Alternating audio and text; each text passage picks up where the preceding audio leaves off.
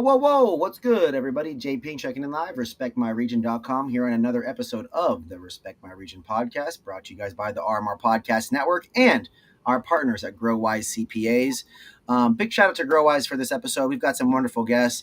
We've got next to me up here, we've got Harrah Evans, GM of Glenrio Smoke Stop, and down below, we've got the co-founder and owner of Glenrio Smoke Stop. They are a dispensary and a consumption lounge over on the border of New Mexico and Texas. Route 66, that's the historic road, like the traveling across America and the West Coast and getting out there, right? The journey to Hollywood, some would say, right?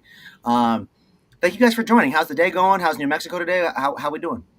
Busy, always busy, but and a little cold. GM's like, yo, we're busy. Let's go. Yeah. Business is booming. All right. Gabi, how are you rocking? What's going on in your world? I'm good. I'm in Austin, Texas, so I'm 8 hours away today. Nice. Love Austin. A little cold too here. Yeah, I feel you. It was cold. I woke up this morning here in LA and I was like, damn, man, I thought I left that 40-degree weather, 38-degree weather in Death Valley driving through the desert. Like, I thought that was done. Man, welcome to the show, y'all. I'm excited. I have not spent much time in New Mexico outside of stopping in Albuquerque in the middle of the night while driving my grandparents to Alabama. So I don't have a ton of experience, but I'm very well aware of your market. It has a lot of dispensaries. There's a lot of brands. There's not enough people for how many dispensaries exist because New Mexico as a whole is just not, it's not 42 million like Cali or New York City or Chicago or whatever, right? 4 million or 5 million in Houston, or fourth or fifth place in the country in terms of Houston size. You guys have your own struggles. And you guys, though, you're in a smaller town, right? You're in a border town. So we're going to break this down. I don't know anything about y'all. People in most of the places across the United States, they're not going to know anything about Glenrio, right? It's a little place on the map. So let's bring some respect to your region today, ladies. Gabi, why Glenrio in terms of the town, the city? Why that area? How did that come about? Yeah, and maybe I should rewind just a sec because, we call it a town, but it's really a ghost town. It's been, we have a population of one resident officially. Is it a ghost? Or is it a real person? She's real. I can vouch for that. She's lovely. But she's been there for, gosh, Harrah, do you know, maybe since the 50s or 60s, one of the original Route definitely original. So yeah, she's our neighbor. And so, yeah, there's obviously not a big market size in our little town. But we are the closest dispensary to some of the bigger Texas markets like Amarillo, basically. Okay. And so if you look out our window, you can see the Texas border. Wow, how cool is that? And how frustrating to be a Texan over there and like be able just to see that chilling over there and like, oh, like you can go get it, but you got to chill over in New Mexico. You got to eat. If you're going to get some tacos or a burrito, you got to smoke your joint in New Mexico to be safe before you come back. It's just, when they built the town, they didn't know that the town was straddling a state line. So our resident is actually in Texas and we're in New Mexico. Wow. Okay. That's crazy. Literally on both sides of it. I didn't know this either, but I went to Missouri earlier, or this last year, right? And Kansas City is in Kansas and in Missouri at the same time. And its weed is not legal in Kansas. And it's through the city, and KC is huge, right? So it's like, this is an example of obviously a much smaller, not a metropolis version of it, if you would, but it's still a potential problem and or a challenge for you guys. So we're in this ghost town. I'm going to say I'm part of Glenrio family now. So we're in this ghost town. Is it like was it an old miner town? Is it an old just Texas, Mexico town? What are we talking about here? What is the vibe? With Harrah, you're there. So what is the vibe for you there, being there and working in that environment? So Glenrio it was a railroad town. So cool. Throughout the state of Texas, even on Route 66, there was like Wildorado, Vega, and then you had like Adrian and Glenrio. And so that's when the Pacific Rockwell came through. Yeah. And so that is kind of how the town kind of started because kind of there. But a lot of it is just, like Route 66 travelers and people trying to make that way, but learning more about Glenrio and going from there. Have you guys seen that movie, the 7 whatever to Yuma? You guys familiar with that movie back in the day? I just pictured this, and I think it was a Russell Crowe movie, like a gunfighter, like bank robber stuff. When I think about railroad towns or these small ghost towns, if you would, the only experience a lot of us have across the United States is through Hollywood and through these movies that we've seen. Is when we think about cowboy movies or cowboy culture or this old school railroad. I mean, are we talking 2025 there in Glenrio? I mean, is there? Are we seeing Jack in the Boxes at McDonald's and a Taco Bell? Is there a light, or are we? Am I thinking about like a dusty, like there was gunfight potentially, like ghosts hanging out? Billy the Kid, John Dillinger, like all of those. Wow, that's that is, see, to me, my favorite, one of my favorite movies of all time, Public Enemies. And I think about these bank robbers and these cowboys and what is that movie, Tombstone, right, with Wyatt Earp and all these characters. And that is culture that generationally is getting left behind as we get more and more on freaking TikTok and virality and whatever else is going on, right? And so I think it's cool that you guys are able to live in this. It's now. It's like Inception. It's this nostalgic ghost town, but you guys are doing something so currently historic with cannabis that you guys are creating this whole new version of both. It's like, could you imagine Casper the Ghost smoking a joint? Well, I wish. in a Wyatt Earp cowboy costume. I don't know why this is why I'm thinking that, but it's like, you take this new version of culture and then you have this historic stuff, right? And it's just this new version of it. Gabi, for you, what was, you're there in Austin physically, but what were you doing? How did you get into cannabis? What was a little bit of your background personally? Because you're one of the big boss dogs on the brand. So what were you doing? How did we get into this? Yeah, I mean, honestly, it wasn't my idea. I was really more of the note taker at the time. Cool. My two fellow co-founders, Eric Spain and Lance Ollinger, they were in agriculture. Oh, wow. Had worked together in farming. And, of course, like a lot of farmers are looking for more ways to make money because, water's drying up and it's a risky business. So that's a big issue for you guys there is the water rights and farming and agriculture. That's a huge thing and probably a major challenge for those individuals. Yeah, especially in New Mexico. Luckily, we're so close to Texas that, I mean, we're very, very fortunate with our location. We probably could have just put up a box and been profitable. But the lemonade stand with the little tent, what are those called? A little shipping container, like it. Yeah, hey, I'll tell you, don't sleep on that though, because it's like if you're in a Seattle or San Diego where real estate is so expensive, those shipping containers. I've seen Starbucks that are only shipping containers. They still pump out the same coffee, and the line is still wrapped around, causing traffic. And you know what I'm saying? It would have worked. They're like Lego pieces. You can build hotels and all sorts of things.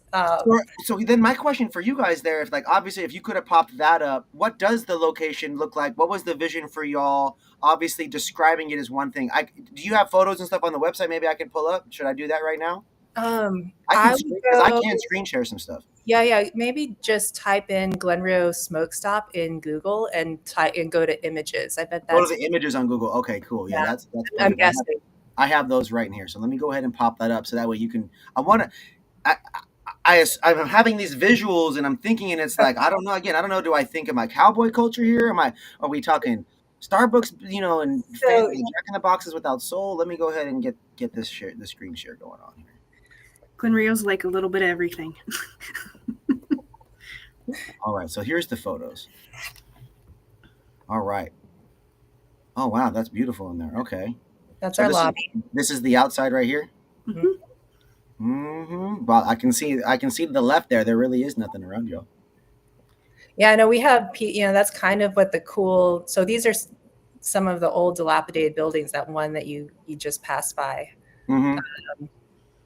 And so to give you a little visual, first of all, referencing movies, Grapes of Wrath was filmed there for a couple of years. Really?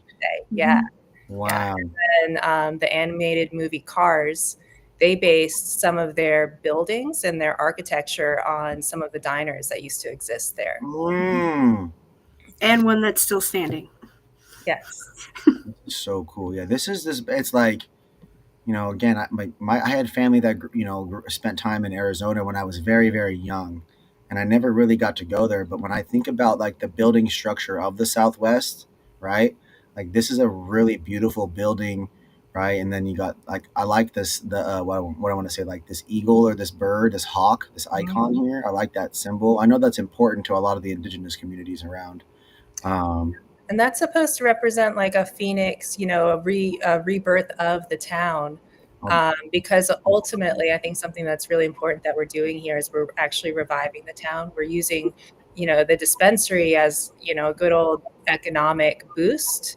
But then the profits are going to go to motels and restaurants and other buildings in the town. Of course. Ooh, look at this woman. She got the fancy nails, and look at that weed that you guys sold her, huh? Yeah. Oh yeah. Yeah. Okay.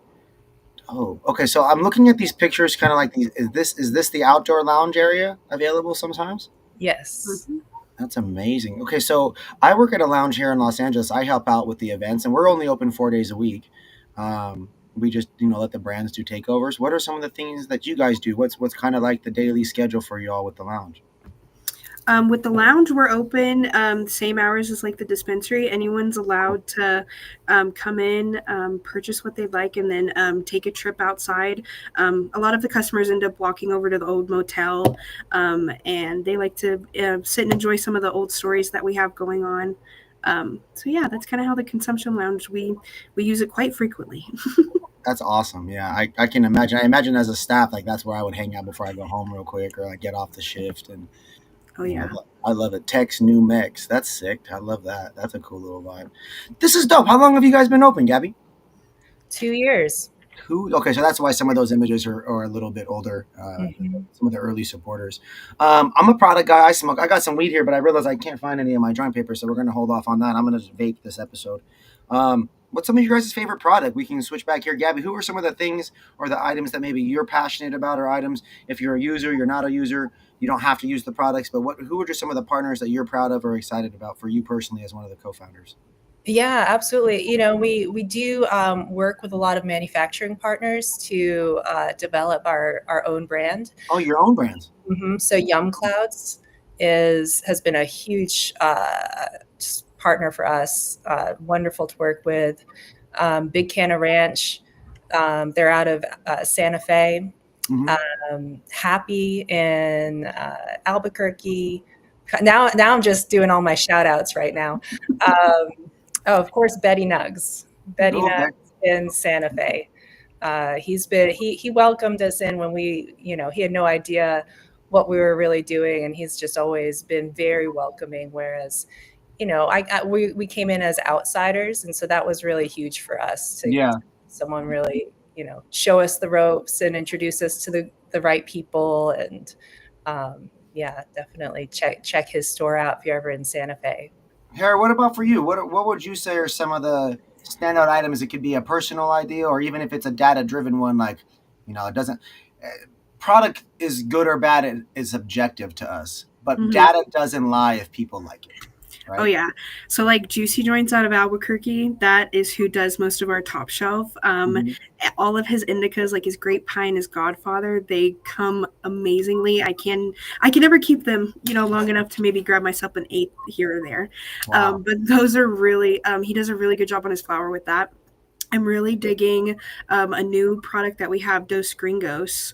I'm unsure who, and so I'm unsure who manufactures that one, but they do a whole rosin line, and so it's really good to have those options, like your resin, your rosin, and then like your distillate. But those are two products I really dig, and then we obviously make our own line of Glenrio gummies, and so I'm always digging those. Nice. Yeah, the house products are important from a consistency standpoint. I think there's something to be said about the stabilization of products or branding that Costco kind of did with their Kirkland products. You can count on it. You have the best partners making it all the time. People often pay markups for brand. I pay more for Nike. I'm sure they're not the only shoes that use science to make it, but I pay more for that because that's important to me and it relates to me. When it comes to house products, I can't always buy Nike shoes. Sometimes I wear just normal things, right? And so in the house products realm, I'd like to be able to go to a Costco or a Glenrio and be able to buy the same level of quality, but just maybe not branded the same way, but still the same manufacturing standards. You know what I mean? I think that's important to be able to give that $5 joint or $10 this or $15 gummies consistently versus always having $30, $40, $50, $60, $70 quality, because a brand grows to that point sometimes, right? Or establishes themselves immediately at that level. Now, we were talking offline a little bit. I have this cool weed right here from Cali, right? This CD bag. and we were talking about some of the items that you guys have seen recently. Do you guys in New Mexico? What are you guys noticing with the branding? And do the customers care about the branding? Do they want it to be local? Do they care about celebrities? I'm kind of just throwing and seeing what sticks here with you guys. Oh yeah. You, Harrah. I would definitely say like with like Ghost, like they do their branding with like their batteries. So they offer like a pod, a 1 gram pod line, and they've really gone into like the whole New Mexico Southwest theme. Cool. And so a lot of the customers are like, oh, I heard a blue one came out, or they'll ask for those specific colors, and so that it's matters, right? They can exactly with their normal. Like I'm from Seattle, and so we grew up seeing like the Seattle skyline with the Space Needle always being a thing, and then you incorporate that into every business. It had a version of that. You go to the waterfront, 1999, the Seattle tourism shirt, right? Does that matter to you guys having this your local culture turn into icons and animated or emojified and being on merch? That matters for you guys, right? Oh yeah. And it varies from Santa Fe to Albuquerque to where you are, I would imagine, right? It's not the same everywhere. Oh, it's completely different. At least I feel like it's completely different, especially when the people we'll obviously get our people from Texas and things, but then we'll get our New Mexico side and they'll come in and they're like, okay, I kind of know what I want, and but they really care about like the New Mexico culture, the land of enchantment, and so that's a thing people say there. That's an important part of the culture, land of enchantment. Mm-hmm. Yep. That's cool. Gabi, what about for you? What are you noticing there in the branding and some of those things in the local community, right? Yeah, and I come from Austin and some of these bigger metro areas, so I'm used to things maybe having like very strong branding, but then not a lot of quality behind something. And then New Mexico feels a little bit flipped to me. Like we're very focused on the quality of the product. Wow.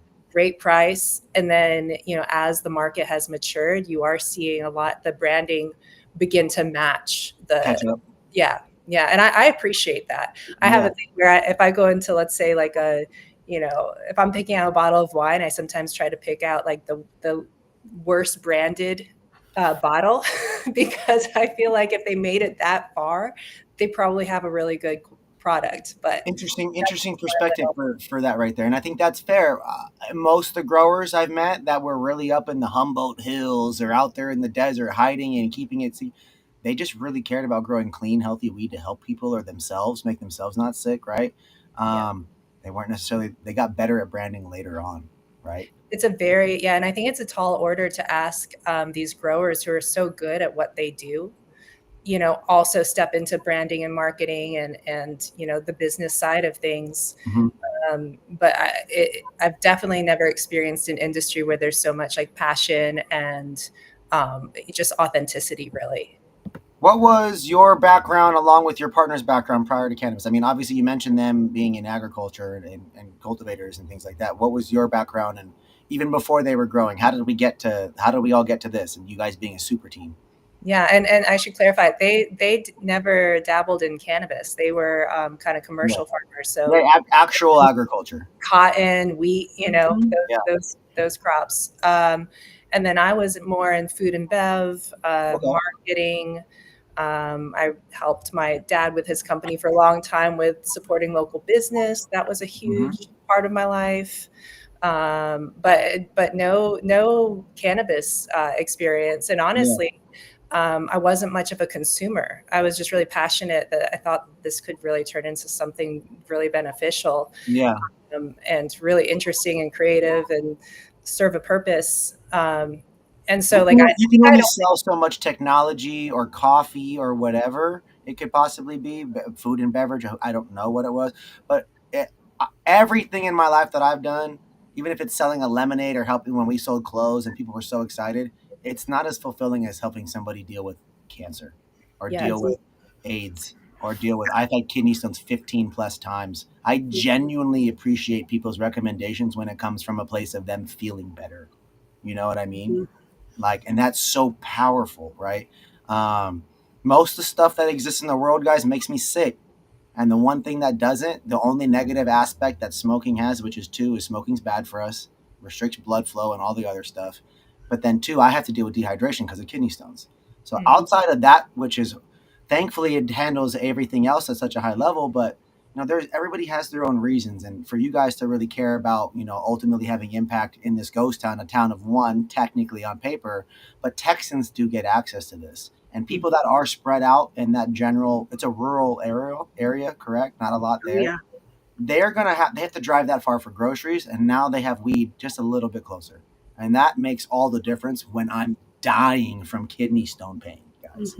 And so just thank you. Yeah, but you didn't have to get in the industry. Your partners didn't have to do this. Like you all said, you weren't in cannabis before. And so genuinely, from a person who also wasn't a grower and didn't trap and sell and do a lot of illegal things, I'm just a patient with a medical card and I need weed. And I can't imagine what it feels like if I'm doing another trip to Alabama and I'm on Route 66 and one of my kidney stones hits. What am I supposed to do? Tincture would be the only thing that would keep me out of an ER trip, you see, or an urgent care. And I was looking at those photos. I didn't see a lot of urgent care signs. No. Like I have access to in LA. You know what I mean? So that anxiety level goes up. My life would change. You see, I'd have to change up. I would look different and feel different every day if I was out there and didn't have access to these products. You also, as a retailer, don't have to make them either. So that's another layer of choice of you guys choosing to have another impact point, if you would, touch point, impact point, to just help people. And thank you for that. That means a lot to me and to those people out there that are sick, and it makes them nervous. I want to take a moment here, though. I want to make sure we shout out our sponsor for the episode. We're about halfway through, y'all. Everybody watching, today's episode is powered by Growise CPAs. They are a cannabis-focused accounting and advisory firm that supports operators across the United States. 280E strategy, bookkeeping, compliance, audits, planning. Ultimately, they help these dispensaries and these business owners to organize and maintain profitability. And I think that's huge when it comes to long-term success. I, as a patient, need Glenrio around long term. And to do that, it takes not just having good weed. It takes all these other business elements. Harrah, you are the general manager. You're out there. You got to deal with the phone calls. The plumbing could break. You're probably going to get the first call from the bud tenders or the staff if you're not there. And then it goes to the rest of the team, and one of them's in Austin, right? So it's like handling these problems, handling these situations. How do you manage leadership, culture, sales, and damage control, Harrah? I think it would be first, I would treat everyone like a human. I take that that's my first and foremost. Like, I'm not going to treat you like, you're below me or you're higher than me. And that goes with customers too, especially when that customer service experience. And so like bleeding that into the team where it's like, hey, these might be some of the last times we might see this customer because of, things that they, chemo, cancer, things like that. So giving them that good experience and being able to, my team to be able to sell like, hey, I'm looking for X, Y, and Z, like, being able to make those recommendations is something we take extremely serious. At least I do.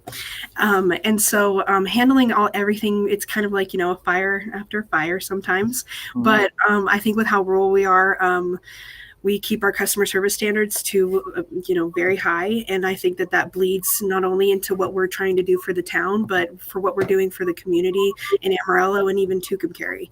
And so those words, what did you just say? Are those towns? What was that? Those two towns. Those are our two towns. Okay, say the towns again. We want to shout out those towns. We got to put people on. We got to bring some love to the region. Put them on the map. Put them on the map. So Amarillo, Texas, and then Tucumcari, New Mexico. Tucumcari. Amarillo, Texas, I've heard of. Yeah. Tucumcari. Shout out Tucumcari. What a name. Is that an indigenous tribal name or a random city name? I'm unsure about what Tucumcari, but it might be an indigenous name. I know it's based off of. Sounds like a potential state bird name. I don't know. I know that there's a Tucumcari mountain that it might be based off of because there's a mountain near the town, and so. Okay. But those are mainly the two cities that we kind of help out with. Guys, the United States is bad at education. I'm going to be real. I grew up in Indiana and Texas, Houston. I went to school in Seattle. Varying levels of what they teach you across the country. And they continue changing stuff over on the East Coast and the South based on history, whatever's going on, who knows. So let's enlighten some people. What are some things people don't know about New Mexico? And Gabi, I'll leave this one for you, for Glenrio specifically, that like you feel people should know. What makes it a little bit more, why should they stop beyond you guys? What is important to know about the people Route 66 is historic. There's a lot of different stops along the way. And so if each of you could think about what's one of your favorite things about either the area or New Mexico that most people maybe don't know? Let's start with you, Gabi. Yeah, no, that's a great question. And this is a little roundabout answer, but one of our first customers, actually our very first customer, who walked in our door was just simply checking out Route 66. Oh, and wow. People still just do that. Yeah, and we didn't announce we were opening. Well, yeah, it was really one of those moments where we're like, all right, let's plug everything in and see if it's all working. And it did, and we kind of looked around, and it was like, should we try it? Should we open our doors? So turn the light on, turn the light on, turn the light on. No announcement, just literally unlocked the door. And 15 minutes later came in a couple from Canada. Was it Canada? Yeah, I'm pretty sure it was Canada. Travelers visiting Route 66. And they had said they wanted to do two things in the area. They wanted to travel the route, and they wanted to stop in a dispensary. And that we were a dispensary right on Route 66. I love it. It's you do these campaigns, or you do a project, or you build a business, and you have all these reasons why you do it, and you stress, you stay up late, you think about it, it makes you nervous. You turn the lights on for 15 minutes, and the silence is so deafening, right? It's like loud, right? Knock, knock, knock, door opens, jingle, person comes in, doing exactly what you created it for. It's so incredible. I love it. Harrah, how many of these people do you meet that are just traveling on Route 66? Just the casual people, because they say tourism is down and money and inflation's up, all of it. How many people do you really see? I would say it's probably like a good half of our customers. I mean, at least from my standpoint, like a lot of them are Route 66 travelers, and they've heard about the Grapes of Wrath, or we're right on Route 66, so it ends right outside of our front doors. Mm-hmm. And so you can still see where the road was like 8 feet wide from when they would put like all their suitcases on their caravans, and they would take that route all the way through. And so I've seen so many people from like Bulgaria, Macedonia, Poland, just wanting to take the Route 66 just to see the small little towns throughout. And so, yeah, Glenrio's seems to be the spot for that. It also sounds like people from other countries might care about our history more than what our own public education tries to teach us to do. I would have loved to have asked my parents for money for a trip to Route 66 somewhere, whether it was in the Midwest or over in the Southwest, right? Just these kinds of opportunities are they're going to dry up and wither away over time. And it's sad because we're not preserving our history enough. And you guys, I think that's super cool that you guys are able to do that, have some economic impact locally, as you were saying, and be a part of the local economy from a tourism standpoint, from a traveling standpoint, from a employee, right? Even taxation, all these kinds of various impacts. We're obviously at the end of the year here. We're December 5th right now. 2025 is coming to an end. We just had Thanksgiving and the holidays. We got Christmas and the other holidays coming up. What are you guys focused on? What are you working on? Gabi, what are you excited about as we get into the holidays? Yeah, anytime there's a season of travel, we get so many new customers who are just traveling cross country, because I-40 is one of the most massive interstates. I'm forgetting how many cars pass by, but it's literally a quarter mile off of the highway at exit 0, which I think is really fun. I didn't know that they even made exit zero. So when you're driving through Texas and you have that mile marker counting down to the state line, it's also counting down to Glenrio. So anyway, I'm loving. I'm getting closer. We're almost there. Oh, we didn't even have to pay TxDOT for it. It's amazing.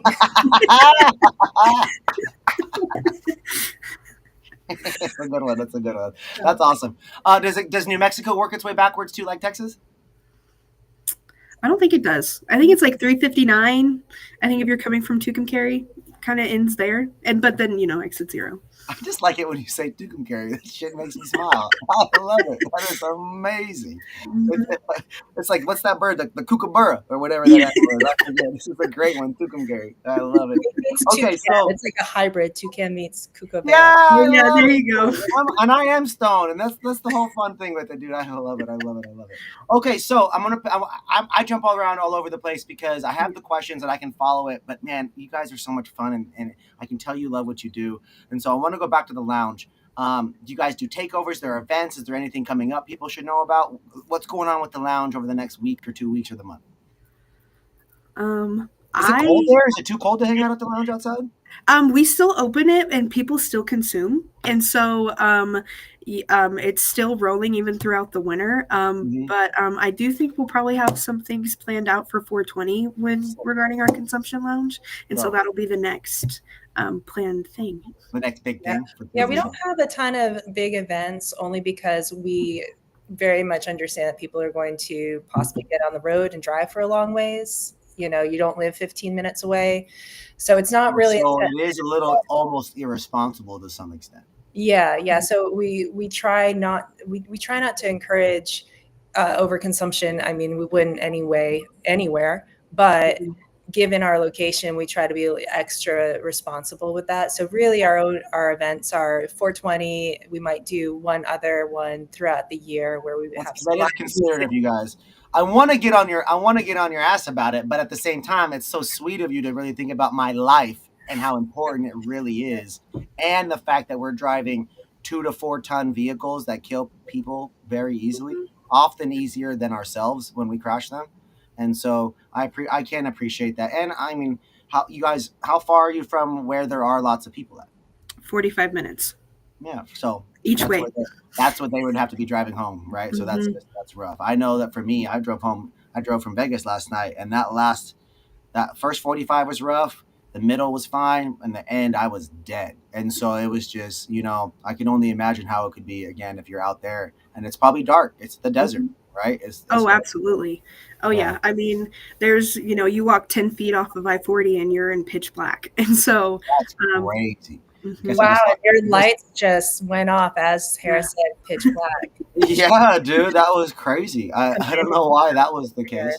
Well, I've got a couple questions for you guys that are more so about some. We've talked a lot about the brands. We've talked about the products. One thing that's always interesting to me is genetics and strains. So, Harrah, you're there. You're at the quote unquote. You're on the streets with me. You're slanging weed. You're shot your staff. Do New Mexico customers come in asking repeatedly for the same strains? If so, what are 3 to 5 of the strains you notice them asking for frequently? Blue Dream, Tripstick, which I've never heard of that one. Nope. That way, it's like an old 70s strain. Yeah, I learned it was. Yeah, I had some older couple come in, and they were like, "Yeah, we had Tripstick back in the 70s," and I was like, "I have no idea what this one is." Sour Diesel is really popular. I've also had like White Widow. So those are all what people describe as the classic strains. Yeah. Except for we don't know what Tripstick is. Pineapple Express. Yeah, I've gotten that one too. Do they ask for that in flower form? Do they care if it's a vape? Are we noticing preference of style? It's mainly flower, and it's a lot of flower, especially when they come in and they're asking for those certain strains. Like, Chocolate Kush was one that I had never heard of, but then the last 6 weeks, I had somebody all the way from Dallas ask me if we had it, and I was like, oh wow, Chocolate, definitely an old school. I want to say Landrace sativa strain that got popular, and then obviously Kush that became arguably one of the gelatos, the runs, the OG Kush, the Blue Dream, like that kind of Diesel, Amnesia, like all that kind of stuff, hazes. It became one of the what I would call the brand names. Like does anybody really know every shoe from Nike or Jordan, or do we know the ones that really had signature moments, right, or signature collabs things? And some of those strains, Chocolate Kush was one of those, like, let's take Kush, let's take a very popular sativa, and when that got to probably a Texas, it was like, oh my God, I get best of both worlds. Like, this is crazy. And then this is how it gets to filters down the line. Gabi, for you, do you notice that are you a Texan by chance? Are you from Texas? New Jersey. New Jersey. Okay. Well, then this Texas since 2023. No, 2003. 2003. You're like, hold on, let me get the years. 20 year difference. Yeah. Now I'm born and raised. So. Do you notice now that you have the dispensary that are there any patterns within the Texan behavior when it comes to cannabis? Because the hemp THCA, the CBD was a thing. There are smoke shops all over. People definitely break the rules in Texas and do illegal things just the same as anywhere else. Did we notice any patterns in your eyes from like the Texas strains or products behavior? Do you see any patterns there? Definitely. When we first opened, I think we were getting a lot of first time customers who are used to, black market, what you get is what you get. Mm-hmm. And so having the options between like distillate, resin, rosin, etc., was a little bit, it was too unfamiliar for people to spend the extra money for these higher. Yeah, they came in for the one product they normally buy, and then it became, oh my God, there's this much in a legal Mm-hmm.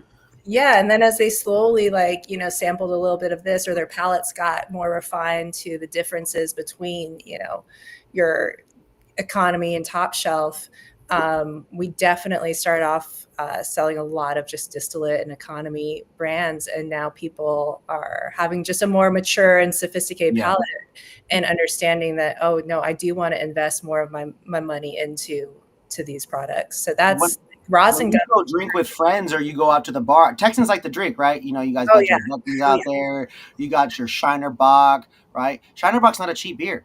It might be a cheap beer in the line of 50 beers, and Texas has a lot of breweries, but it's not the cheapest. And so you think like you start off on the Coors and the cheap stuff when you're in college or you're growing up in high school, and then as you start drinking by yourself or eating by yourself or taking your partner out, you don't just keep going to McDonald's or keep drinking Coors Light or Busch or whatever it is. At some point you graduate.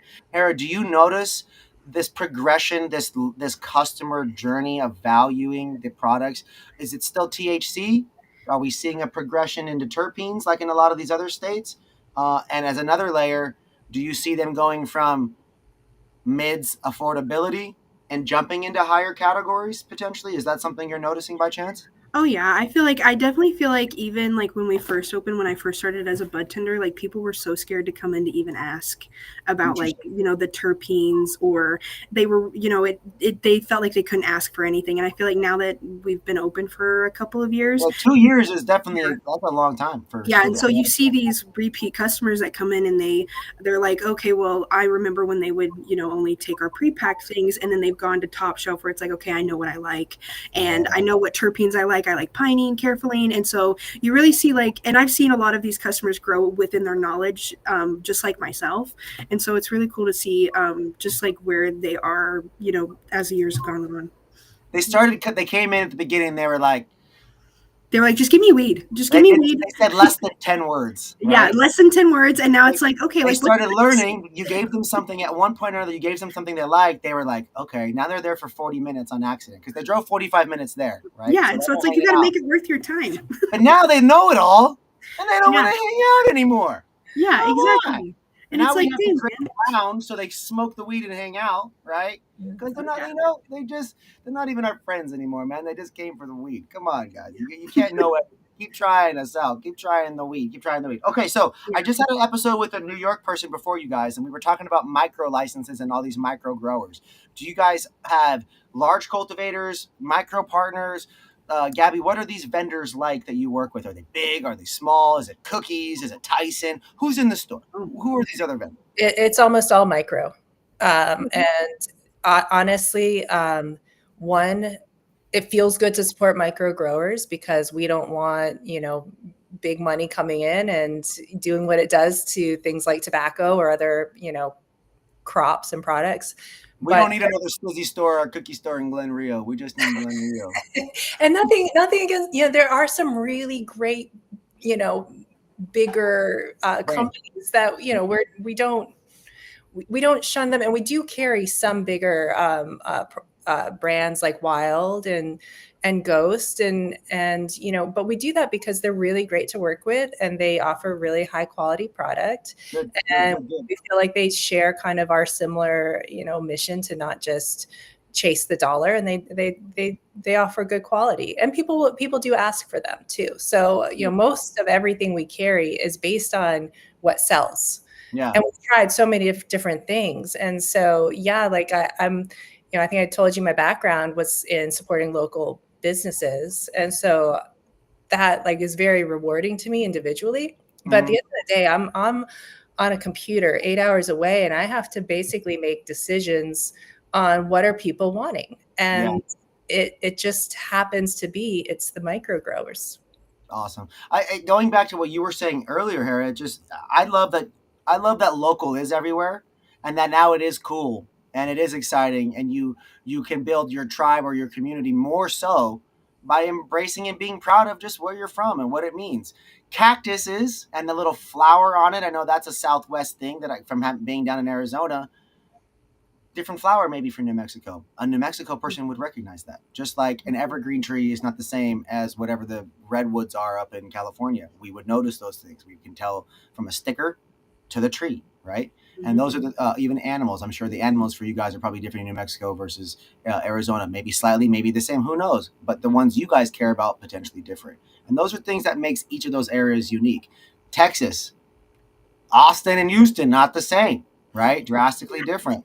Still Texans, but the icons and things for Austin would be significantly different than what the culture and what the messaging might be for a Houston business.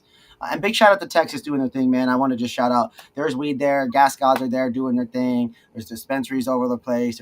There's this weird medical market there.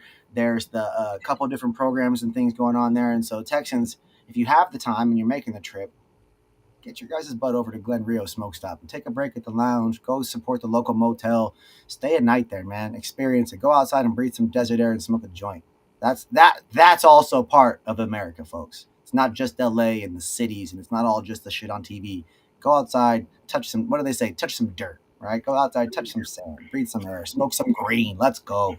Last question for you guys. This one will be for each of you. And I've been saying this to everybody. I'm switching up my last questions from just whatever it is your thing is, blah, blah, blah, whatever you want to promote. That doesn't help anything for at the end of the day. It's a long episode. So what's your guys' message to the world? What's your guys' message to the rest of the country? Or maybe it's El Paso or Amarillo or whatever. But each of you guys, I want you all to give you guys a platform to be positive and just share something, a message. We can start with you, Harrah. We'll end with Gabi, one of the big boss dogs. I think one thing that we live by here at Glenrio is kindness is just love with its work boots on. And so we try to extend that throughout not only my bud tenders and my leads, but also our customers and the community that we're trying to grow. Mm-hmm. And so keeping our kindness. Kindness is love, but with work boots on. Did I get that right? Mm-hmm. Yep. That's a new one. I love that. Okay, Gabi. I don't know. It's hard to top a one-liner like that. That's hard to top a one-liner like that. This is why I was like, oh, Harrah's got to be on here.